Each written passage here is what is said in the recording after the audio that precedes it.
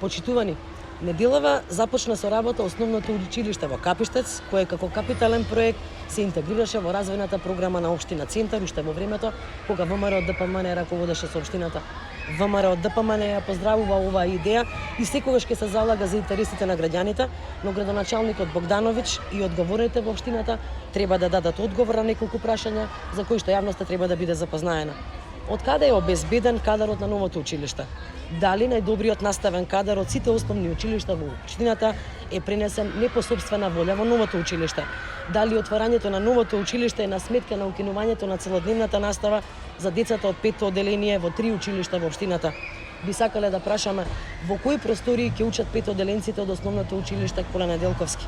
Почитувани, за нефункционалноста и неодговорноста на надлежните во општината говори и фактот дека додека едно училиште се гради, другите скапуваат или се надуеваат на донации за нешто да се поправи или реконструира. Апсурдот да биде поголем е тоа што општина Центар е една од најбогатите општини во државата. Сликата во основните училишта е следна: нефункционални спортски сали, нефункционални тоалети, глодари по ходниците, нехигиена и немање на основни услови за функционирање на наставата.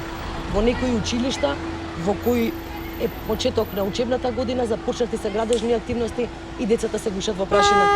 Кога Богдановиќ и секторот за образование ќе почнат да мислат на квалитетот на образованието на децата?